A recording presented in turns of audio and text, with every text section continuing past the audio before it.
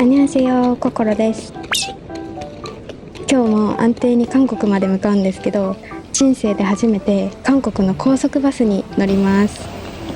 ちょうど韓国の連休中に旅行するので、プサンまでの飛行機が特に高くて、今回は飛行機でソウルに向かって、そこから高速バスでプサンまで行こうと思います。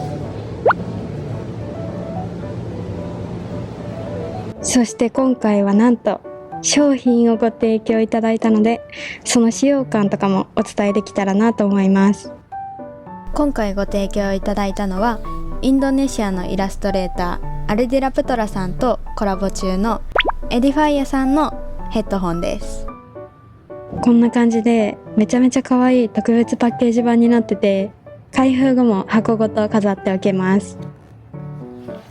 特別版ではヘッドホンに貼ることができるステッカーもついてきます。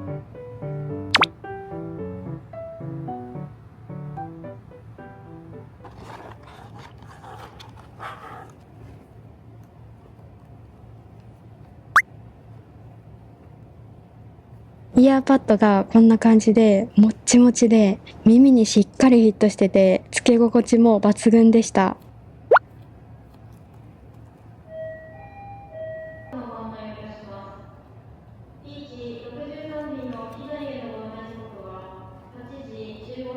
充電は C タイプだったので、何本もコードを持っていく必要がなかったです。ここに電源ボタンなどがついています。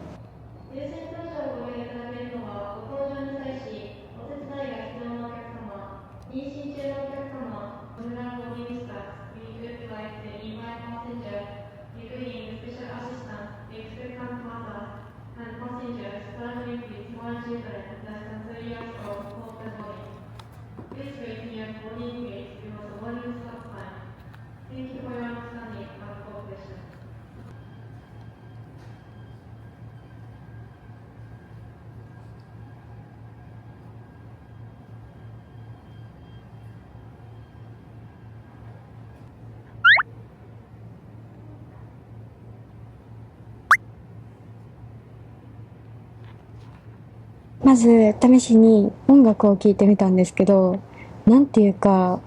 声がめちゃめちゃクリアに聞こえました。スピーカーで聞くよりもはるかにクリアで、音楽自体も高音から重低音まで力強く届くというか、これでライブ音源なんか聞いちゃったりしたら最高やなと思います。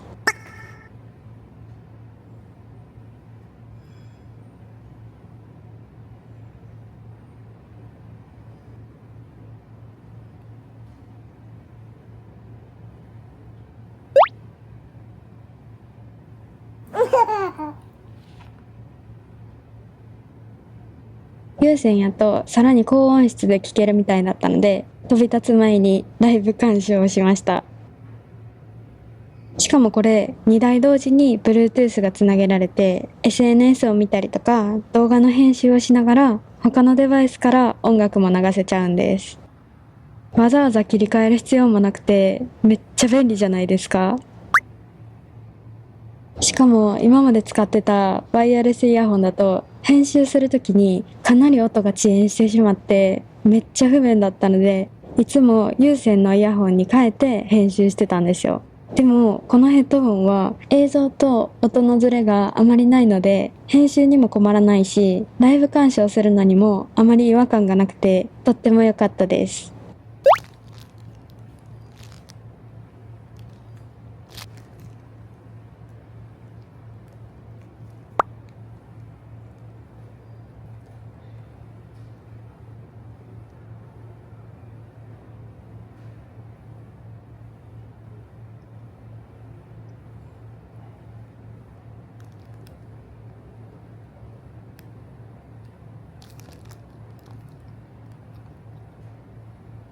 さあでは飛行機に乗り込んで韓国に行ってきます。プサンへレッツゴー。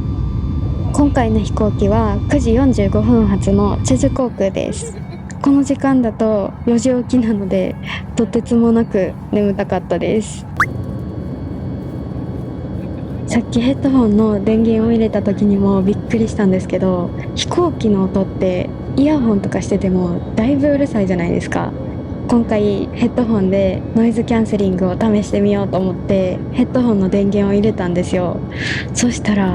めちゃめちゃ静かになって、このノイズキャンセリング機能とっても良かったです。ヘッドホンなのでイメージになってしまうんですけど、ノイズキャンセリングをつけるとこんな感じです。すごくないですか？これならロングフライトでも余裕で寝れそうです。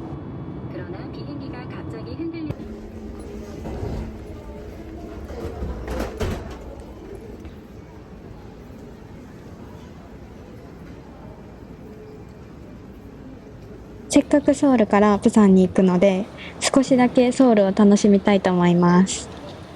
まだ日本は暑いのに、韓国はもう肌寒くなってきてたので、脱ぎ着できるように上着を持ってきました。めちゃめちゃ空港ファッションです。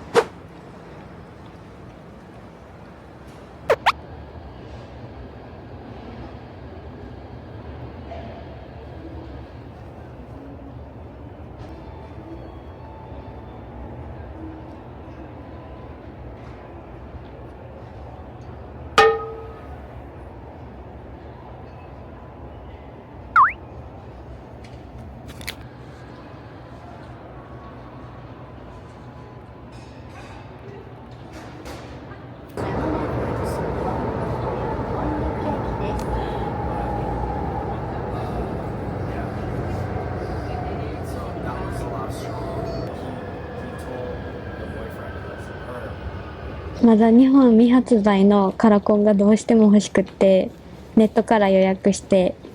メガネ屋さんに取りに行きました。これめっちゃ可愛かったです。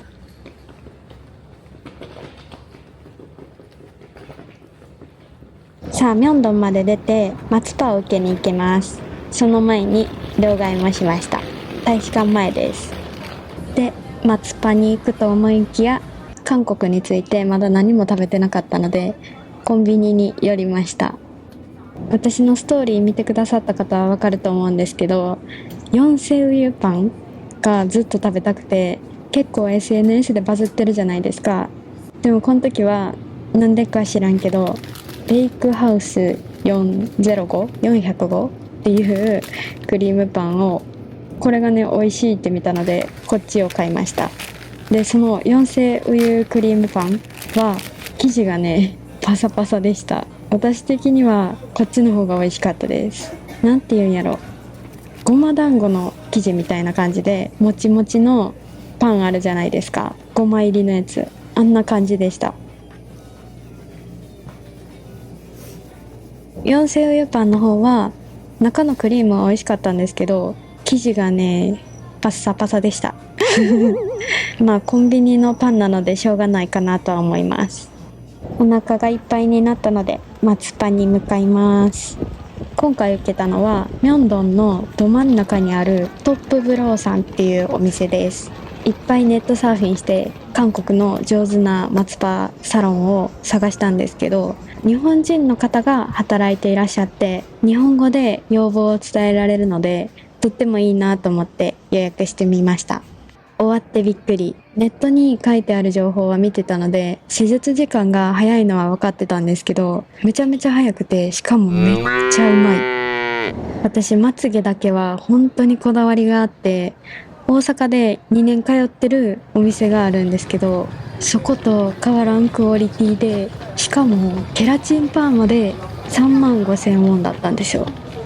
だいたい3700円ぐらいになるかな。めっちゃ安くないですか？しかもパリジェンヌ並みに上げてもらえるという素晴らしい技術でした。さあ、高速バスまでの時間が少しなくなってきたので、高速ターミナルに向かおうと思います。いつも地下街で買い物するだけだったので、初めてバスに乗りに向かいます。一応高速バスに乗るのが初めてだったので、どこから乗るんかなと思ってバス乗り場を見に行きました。意外と簡単で、なんか1から何十番までっていう番号があるんですけど、プサン行きは1、2番乗り場でした。一番端っこです。バス乗り場自体は日本のバス乗り場とそんなに変わらなくて、時刻表があったので外国人でも乗りやすいかと思います。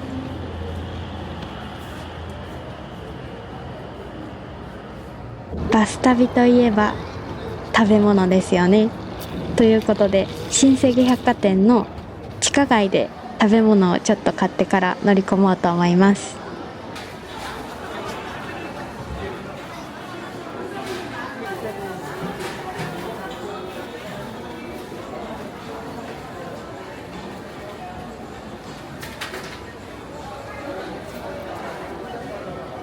いなり寿司屋さんが韓国の百貨店に入ってるんですけど、そのお店があってすぐに引き寄せられました。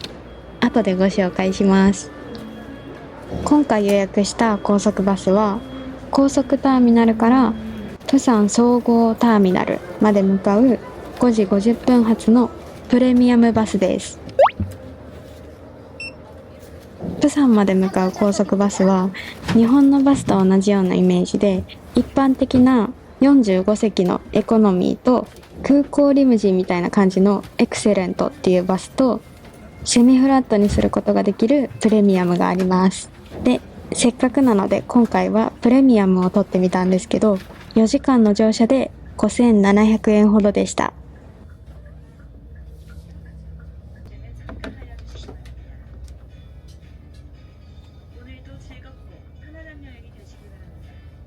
テーブルもついてるので、もちろん作業もできます。けど、自分からテーブルまでは結構遠かったです。あと、私足がめちゃめちゃむくみやすくて、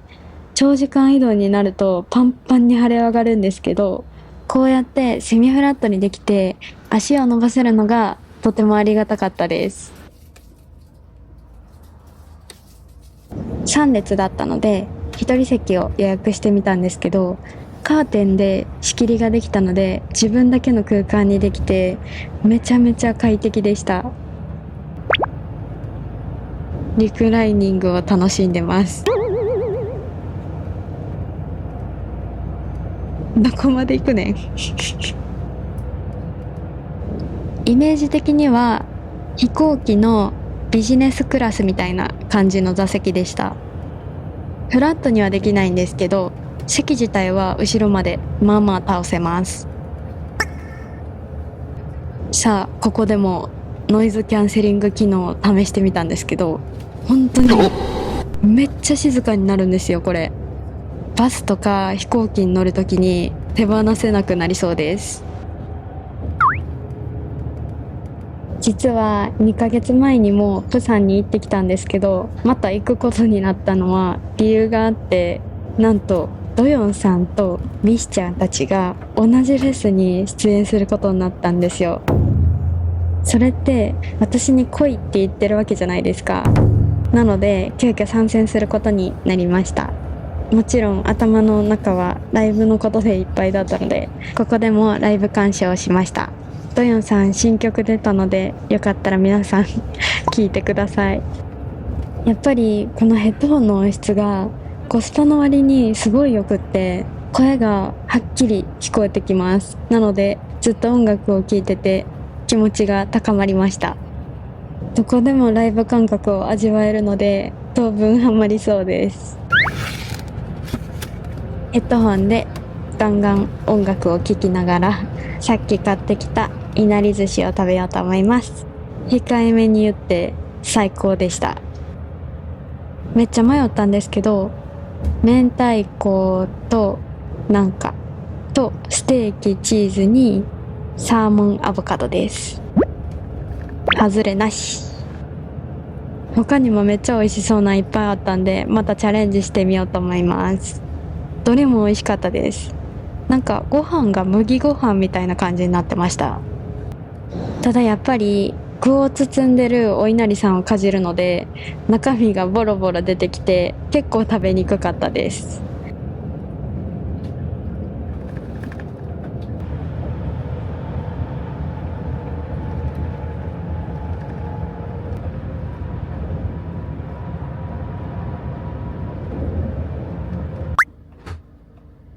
韓韓国のサービスエリア初めてだったので降りてみたんですけど、戻ってこれなくなるのが怖すぎて、ほんまに一瞬だけ降りてみました。意外と日本のサービスエリアと同じような感じで、冷蔵のお土産からなんかお菓子系とかいろいろご当地系も売ってました。